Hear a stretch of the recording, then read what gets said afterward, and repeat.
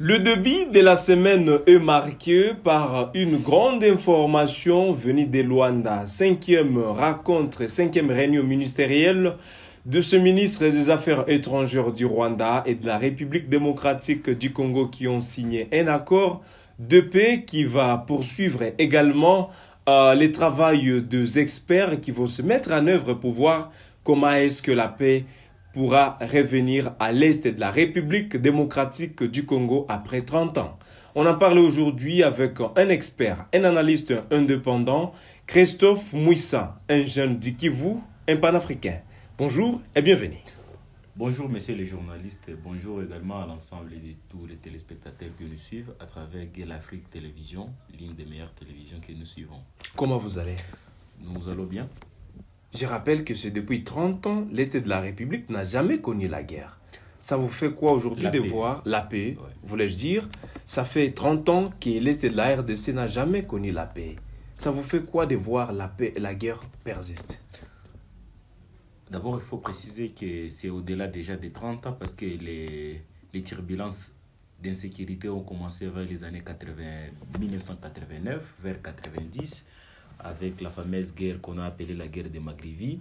Et cela, malheureusement, a évolué avec les tensions qui ont régné dans la sous-région, notamment les coups d'État qui se sont passés au niveau du Burundi, au niveau de l'Ouganda, au niveau du Rwanda, avec les génocides. Et cela, malheureusement, a embrasé la République démocratique du Congo qui en est sortie l'une des plus grandes victimes de toutes ces atrocités qui ont élu domicile dans la sous-région des Grands Lacs. Et le Congo aujourd'hui est resté les bastions effectivement des insécurités, des violences sexuelles, des crimes de guerre, crimes contre l'humanité et même des actes de terrorisme aujourd'hui. Guerre à l'est de la République démocratique du Congo dans notre studio. Christophe Mouissa est l'invité du jour, l'habitué de l'émission La paix à l'est de la République démocratique du Congo. Que pensez-vous de ces processus de Luanda? Que pensez-vous de ce que les autorités congolaises sont en train de montrer comme effort diplomatique pour établir la paix à l'est de la RDC? Affichez dans les commentaires. Si c'est pour vous la première fois, vous avez alors le droit de vous abonner et partager la vidéo. Christophe Mouissa, à l'issue du 5e réunion ministérielle au niveau de Luanda, le ministre des Affaires étrangères de la RDC, Thérèse Kaikwamba Wagner, et celui du Rwanda se sont encore rencontrés. À l'issue de cette rencontre, il a été entendu qu'il y a un plat, qu'il y a un accord qui a été signé, un accord qui vise à rétablir la paix à l'est de la RDC. Désormais, on pourra neutraliser les FDLR, c'est-à-dire il y a des experts qui vont se rendre sur le terrain pour étudier comment est-ce qu'on va neutraliser les FDLR. Et du côté Rwanda, on va voir comment est-ce que le Rwanda a signé à Opte, comment est-ce que dans le temps qui est en train de venir, on va retirer les troupes rwandaises sur les sols congolais. Ma première question à cela, pensez-vous que le Rwanda sera cette fois-ci fidèle dans cet engagement? Nous connaissons tous ce qu'on appelle la géostratégie ou bien la géopolitique et en relation internationale, ça a toujours été dit que la plupart des cas des revendications qui sont amenées sur la table ne sont pas les véritables causes des revendications réelles des États ou des belligérants dans un conflit. Aujourd'hui, comme vous l'avez dit, ça fait plus de 30 ans que l'Est de la RDC ou le Kivu en général est en train de connaître des actes d'atrocité et nous sommes à un certain moment flattés par le bon offices qui sont en train d'être organisés. Ça peut être par le président à l'époque Uhuru Kenyatta, aujourd'hui c'est le président Joao Lourenço. Et moi je pense que si nous ne remettons pas les véritables causes de cette guerre sur les tables, tout ce qui sera en train d'être décidé ne seront que des décisions éphémères, des décisions superficielles qui ne vont pas vraiment aboutir à de vrais résultats. Ça, c'est la première des choses. Une autre chose, c'est que aujourd'hui, je suis même déçu de voir les institutions de la RDC se focaliser plus sur les 1-23, alors que nous avons un autre problème des ADF dans la partie nord et même dans la province de l'Ituri, où il y a beaucoup de crises sécuritaires. Pourquoi aujourd'hui le président Tshisekedi et ensemble avec les institutions de la RDC se focalisent plus du côté de la question du Rwanda et abandonner la question des ADF dans les Grands Nord, la question des groupes armés dans l'Ituri, notamment les Codeco, les Maïmaï, et les autres. Il y en a beaucoup. Donc, le fait d'avoir décrété l'état de siège dans ces deux provinces prouve à suffisance que la question de la sécurité était prise avec beaucoup de sérieux. Mais dans l'évolution aujourd'hui, nous voyons qu'il y a un certain désintéressement, d'une part, d'une guerre qui a déjà duré. D'ailleurs, parce qu'avec le Rwanda, c'était vers les années 94, mais avec les ADF, c'est depuis les années 1986. Vous comprenez qu'avec les ADF, on est à plus de 35 ans de conflit. Mais pourquoi nous faisons semblant? Pourquoi nous voulons traiter des questions à moitié? Pourquoi ne pas remettre tous les dossiers sur la table en fait de commencer à discuter sur des véritables causes de l'insécurité dans la partie orientale de notre pays? Voilà, on vient encore de signer un nouvel accord allant dans le sens de neutraliser les FDLR, demander le retrait des troupes rwandaises, mais nous avions déjà connu beaucoup de ces genres d'accords qui ont déjà été signés. Et aucun n'a jamais été respecté. Si je peux vous rappeler, c'est depuis 1998 où on a commencé avec Laurent Désiré Kabila. Les assises de Malabo en Guinée, les assises de Lusaka, les assises de Pretoria. On a évolué pour organiser même certains dialogues en interne. Mais tout cela a été animé par l'hypocrisie, la mauvaise foi des belligérants. Et malheureusement, nous n'avons jamais trouvé la solution. Bien qu'aujourd'hui, l'Angola s'est fait passer pour le véritable médiateur dans les conflits en République démocratique du Congo, appuyé par l'Union africaine et la communauté internationale à travers l'ONU, moi je reste sceptique que ces accords seront respectés parce qu'ils ne sont pas les premiers, nous les avons déjà connus. Seront respectés ou ne seront pas respectés? Dans les 3 dernières années qui se sont déjà écoulées, dans la même capitale Luanda, on avait signé un accord de cessez-le-feu qui avait recommandé d'ailleurs au M23 de se retirer en DA 48 heures pour se retrouver dans leurs anciennes positions. Mais cela n'avait pas été respecté, le Rwanda n'avait pas été sanctionné et le M23 n'a jamais été sanctionné. Donc, moi, je pense qu'aujourd'hui, il fallait développer plus les stratégies internes, les dynamiques internes pour rechercher des solutions internes en RDC au lieu de partir chaque fois aller démontrer notre faiblesse dans des capitales occidentales ou dans les capitales africaines, en fait qu'on nous impose de signer certaines choses. Parce qu'ici, il n'était pas question de parler des FDLR. C'était question de parler de l'agression rwandaise au Congo. Malheureusement, on nous a fourvoyés pour nous amener un autre débat sur la table des questions d'FDLR alors que nous sommes occupés sur notre territoire. C'est-à-dire, vous personnellement, jusqu'à présent, vous ne faites pas foi à ces processus. C'est tout le peuple congolais qui ne fait pas foi à ces processus. Donc, au-delà des démarches et des institutions politiques, effectivement, dans le sens de protéger le pouvoir, de donner la chance au processus de négociation, mais lorsque vous faites les micro-baladères au sein de la population congolaise, en commençant par la capitale dans toutes les provinces, vous verrez un sentiment très négatif qui s'oppose à ce que les institutions sont en train de faire au niveau de Luanda pour satisfaire ou pour faire plaisir à la communauté internationale et aux parties prenantes, mais en réalité, cet accord n'est pas une solution au problème de l'insécurité en République démocratique du Congo. Quelle est votre pensée? Qu'est-ce que vous pensez sur la guerre à l'est de la République démocratique du Congo? Ne soyez pas distrait, pensez à la RDC, ne vous distrayez pas, c'est le temps qui passe, c'est la RDC. Il y a plusieurs personnes qui en parlent aujourd'hui, disant pourquoi est-ce que la RDC, dans sa partie Est, n'a jamais connu la paix. Monsieur Christophe Mouissa, une autre question. Les retraits de troupes rwandaises en République démocratique du Congo, est-ce que c'est une garantie ou une assurance de la paix? Moi, je pense que à Luanda, les gens sont en train de se faire les beaux-yeux. Ils ne se disent pas de vérité. Ils se trompent mutuellement. Le pensez-vous? Oui, effectivement, parce qu'il fallait d'abord justifier l'arrivée des troupes rwandaises sur le sol congolais. Ça s'appelle agression. Il fallait qu'on se mette d'abord d'accord sur la terminologie d'agression rwandaise en RDC. Si cela n'a pas été dit clairement, c'est-à-dire on est en train de faire de l'hypocrisie. Et nos institutions, et du côté du Rwanda, et même les médiateurs. Parce que ici, si la crise s'est aggravée jusqu'à arriver au point de négociation, c'est-à-dire que le Congo est parti présenter la situation telle qu'elle se passe, et le Rwanda est venu pour présenter la défense. Mais depuis un moment, qu'il soit le président Kenya, Uhuru Kenyatta, qui avait dit dans une interview qu'ils avaient posé la question à monsieur le président Tshisekedi si les M23 étaient des Congolais ou des Rwandais. Le président Tshisekedi, selon ses dires, il avait dit que les M23 étaient des Congolais. Si les M23 étaient des Congolais, que vient faire l'armée rwandaise sur le sol congolais?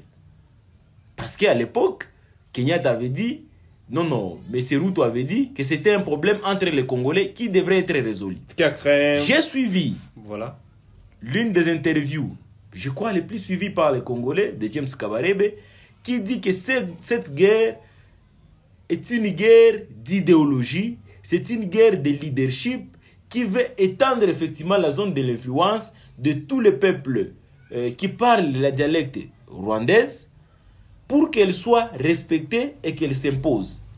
Et que ces peuples-là sont écartés dans la gestion politique, militaire et même socio-économique de la région. Et du coup, en écoutant ces interviews, ça prouve à suffisance que ce qui est en train de se faire au niveau de Luanda, ce n'est que de la mascarade. Parce que ça ne résout pas le véritable conflit. Donc ici, nous avons un problème identitaire. Nous avons un problème sociologique. Nous avons un problème politique et nous avons un problème sécuritaire. Si nous ne parvenons pas à toucher le fond de ces problèmes, c'est-à-dire tout ce qui est en train de se faire, c'est de la poudre aux yeux, c'est de la diversion. Donc ne soyons pas surpris que même si aujourd'hui le Rwanda peut se retirer de cette zone et que ses intérêts ne sont pas suffisamment privilégiés, parce qu'on est rassuré qu'il y aura des experts qui seront déployés pour faire des études stratégiques autour du cantonnement ou de la neutralisation des FDLR, mais qu'on se pose des questions. Le Rwanda qui a été en RDC en 2009 à travers une mission qu'on a appelée Amani-Léo pour venir traquer les FDLR, ils les avaient manqués. Si nous pourrons encore aller plus loin, pendant la période du RCD, qui était toute une rébellion fabriquée par le Rwanda, qui avait occupé cette partie, allant même jusqu'au niveau du Maniema, c'était les Rwandais qui dirigeaient. Pourquoi ils n'avaient pas neutralisé les FDLR? Aujourd'hui même, les zones dans lesquelles, les zones occupées par les Rwandais, à travers les M23, où on dit qu'il y a la majorité des FDLR. Mais ce sont eux qui occupent, qui les neutralisent dans les zones là-bas. Donc vous comprenez que la question n'est pas véritablement résolue comme on l'aurait entendu, d'où les initiatives internes seraient très importantes au lieu d'aller chaque fois présenter des cahiers de charges aux gens qui semblent être suffisamment des hypocrites et qui ont déjà une position en avance qui n'ira pas à condamner les Rwandais ou à les sanctionner. La paix, on parle que la paix, la sécurité à l'est de la République démocratique du Congo. Christophe Mouissa, notre invité sur Gain Afrique Télévision, la télévision panafricaine au cœur des investigations, c'est par ici, où vous retrouverez que des informations à caractère sécuritaire approfondies dans l'essence et non ailleurs. Monsieur Christophe Mouissa, la plus grande question se pose aujourd'hui, aller au-delà de ce que les gens pensent, parce que si vous le demandez, certaines personnes ne sont pas vraiment convaincants lorsqu'on pose la question de savoir pourquoi il y a une complicité à outrance au niveau international face à la RDC. Certes, plusieurs personnes parlent qu'il y a une complicité contre la RDC, mais la question se pose, pourquoi il y a une complicité contre la RDC? Il n'y a pas seulement une complicité, il y a un complot international. Malheureusement, ce complot international est facilité à travers les pays africains, mais aussi à travers... C'est-à-dire, vous affirmez que ça existe? Mais ça existe parce que vous savez, le monde aujourd'hui travaille ou évolue avec ce qu'on appelle les rapports de force. Et aucun pays ne peut évoluer seul, d'où on a toujours tendance à aller faire de grandes coalitions, des alliances, pour permettre à ce que chaque État multiplie son influence ou sa capacité d'agir dans d'autres pays. En relations internationales, on dit que au-delà de la souveraineté interne de chaque État, il y a des États qui veulent étendre aussi ou imposer leur souveraineté à d'autres États. C'est-à-dire imposer votre souveraineté sur la souveraineté de ceux-là qui ne sont pas forts. Et nous nous retrouvons aujourd'hui dans cette logique. Parce que, comme je le disais, nous devons nous poser des questions.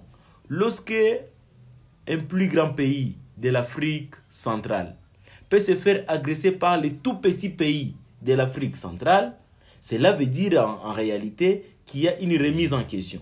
Remise en question au niveau interne pour se dire pourquoi nous nous faisons agresser sans pour autant répondre avec des moyens proportionnels. De l'autre côté, c'est poser la question, pourquoi on utilise les plus petits pays pour agresser les plus grands? Qui est derrière ces petits pays? Qui les finance? Qui l'envoie? Et comment est-ce qu'ils développent les stratégies d'attaquer les plus grands? Ça, c'est la première question. La deuxième question, je les résume au fait en interne. Nous devons nous poser ce genre de questions. Qu'est-ce que nous faisons de notre pays? Qu'est-ce que nous voulons de notre pays? Et comment nous allons nous y en prendre pour assurer la grandeur de notre pays, assurer la souveraineté et sa défense vis-à-vis des autres pays, allant même dans le sens d'attaquer ceux-là qui représentent une menace pour notre pays. Voilà de véritables questions que nous devons nous poser. Parce que ce ne sont pas des États-Unis qui passent directement pour nous faire la guerre. Ils passent à travers les autres pays, ils passent à travers l'infiltration de nos propres frères pour leurs intérêts privés. Donc ici, comme j'étais en train de le dire, les notions de la géostratégie, des notions des relations internationales, la plupart des cas, on les sort lorsque vous êtes faible. Quand on dit que les Rwandais agressent le Congo, il y a d'autres Congolais qui vous disent que non, même l'Israël, c'est un petit pays dans le Moyen-Orient, ça agresse les autres pays, notamment la Palestine, l'Iran et les autres. Mais c'est de la faiblesse d'esprit. C'est de la faiblesse d'esprit parce que, par exemple, l'Algérie, qui est une des grandes nations dans le Maghreb, mais qui ne s'est jamais fait agresser par la petite Tunisie, par le petit Maroc. C'est une question de s'imposer dans la région. Parce qu'il n'y a rien que les Rwandais peuvent donner à la communauté internationale que nous ne pouvons pas les donner. Raison pour laquelle j'ai dit ici, c'est une question d'intérêt. Comment est-ce que quels sont les intérêts que nous réservons à la communauté internationale que les Rwandais leur donnent? Et aussi, il faut ajouter la question de la sérieuxité. Est-ce que nous sommes sérieux dans nos engagements? Est-ce que nous sommes sérieux dans la manière de prendre des décisions? Comment des autorités légitimement établies, avec des institutions, peuvent accepter qu'on vienne neutraliser les Rwandais dans notre pays en sachant que nous sommes d'abord occupés et que toute autre question devrait être abordée après avoir se rassurer du retrait de cette occupation? Et pourquoi on utilise les Congolais, notamment les Nanga, les Bertrand Bisimwa, d'autres jeunes Congolais, effectivement, qui se retrouvent manipulés dans cette question? C'est à nous de nous poser cette question. Si nous parvenons à répondre à cette question, on peut réserver une réponse adaptée au Rwanda et à la communauté internationale. Voilà, alors pour finir, la dernière question avec Christophe Mouissa. Il y a vraiment beaucoup à aborder, mais nous allons prendre la dernière question. Mesdames et messieurs, de savoir pourquoi est-ce que la RDC aujourd'hui est agressée, pourquoi est-ce qu'il y a une complicité, comme il vient de le confirmer ici sur Gueule Afrique Télévision, pourquoi nous ne pouvons pas mettre à terme cela, c'est la guerre, c'est-à-dire je fais allusion à la guerre, pourquoi nous ne pouvons pas mettre à terme la guerre d'agression rwandaise sur les sols congolais? Alors la dernière question, Monsieur Christophe Mouissa, ma dernière question résume à ceci. Pourquoi la République démocratique du Congo a fait aussi recours à la diplomatie? En fait, le recours à la diplomatie a toujours été envisageable, même dans notre constitution, mais cela dépend des contextes et des circonstances dans lesquelles vous vous retrouvez. Aujourd'hui, si nous nous sommes recourus à la diplomatie, je ne sais pas véritablement, après de grandes recherches et des analyses, je ne sais pas pourquoi nous sommes même partis chercher l'appui diplomatique. Parce que pour chercher l'appui diplomatique, il faut que vous puissiez vous retrouver devant des difficultés, notamment des difficultés logistiques, des difficultés matérielles, des difficultés en termes de ressources humaines, des éléments. Les effectifs. Les effectifs, effectivement, ou même des ressources stratégiques. Mais ici, est-ce que les FARDC ne sont pas capables de gagner cette guerre? À y ajouter effectivement les Wazalendo. La MONUSCO qui a déjà fait plus de 20 ans ici. Est-ce que les forces que regorge la MONUSCO, les FARDC et les Wazalendo ne suffisaient pas pour nous apporter la paix et la sécurité? Voyez un peu des questions à se poser lorsque on veut nous jeter effectivement dans la diplomatie. Deuxièmement, est-ce que nous sommes recourus dans la diplomatie pour trouver les règlements pacifiques des conflits, pour obtenir les sanctions contre les Rwandais, ou pour décrocher les partenariats militaires, comme cela a été observé avec l'EAC et aujourd'hui avec la SADC. Et même si nous pouvons décrocher ces partenariats militaires, que viendra faire ces militaires? Pendant combien de temps? Ils seront en combien? Et ils vont jouer quel rôle stratégiquement? Parce qu'il est arrivé au moment où on vous dit que l'EAC ne va que nous servir des stratégies en termes de renseignement. Alors qu'ils sont venus pour combattre et neutraliser l'ennemi. Arrivant sur le terrain, on change de discours. Le président de la République avait dit que les Kenyans passeraient par Bunagana et par Chacha pour neutraliser les M23. Mais les chemins étaient détournés, ils se sont retrouvés à Goma, soit disant pour sécuriser l'aéroport international de Goma. Les Burundais sont venus, les Ougandais sont venus, où nous avons même presque les mêmes pays qui agressent la RDC dans cette organisation-là. Les peuples s'est soulevé, il y a eu des mésententes dans la signature de cet accord, et l'EAC s'est retiré, et on a fait appel à la SADC. Mais tout cela n'a toujours pas répondu à la question. Est-ce que les FARDC ne sont pas capables à eux seuls de gagner la guerre? S'ils sont capables de gagner la guerre, pourquoi faire appel à de nouvelles forces? S'ils ne sont pas capables, pourquoi? Alors que nous avons des effectifs, nous avons de la logistique et nous avons des capacités stratégiques à gagner cette guerre. Et comment est-ce que nous pouvons vendre cette guerre comme si c'était une guerre mystérieuse, extraordinaire, que les FARDC ne peuvent pas gagner? Comment on peut faire appel à des forces régionales alors que nous savons tous, lorsqu'on veut faire appel à des forces régionales, c'est lorsque, comme je le disais, vous êtes en pleine incapacité de gagner cette guerre de vous-même, ou lorsque cette menace, ou cette guerre menace la sécurité collective des autres États. Et puis ils se disent, pour que cette guerre ne puisse pas se répandre dans toute la sous-région, en tout cas nous sommes obligés de coaliser les efforts militaires pour endiguer cette insécurité.